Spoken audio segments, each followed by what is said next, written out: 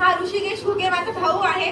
तर हा आधीपासून म्हणजे अपंग आहे, जन्मापासून त्याला चालता येत नव्हतं. पण या वेलनेस फॅमिलीमध्ये आम्हाला 1 वर्ष होतं जॉईन होऊन.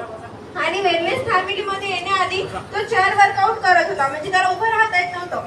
आणि त्याच्या हातापायामध्ये एवढा कडकपणा होता, त्याला कुठली स्टेप प्रॉपर जमत नव्हते. पण त्याने 1 महिना चेअर वर्कआउट केल्यानंतर तो त्याच्या स्वतःच्या पायावर आज उभा आहे.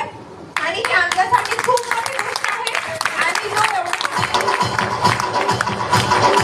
आणि तो एवढा जिद्दी आहे की खरंच त्याच्याकडून प्रत्येक गोष्ट शिकण्यासारखी आहे.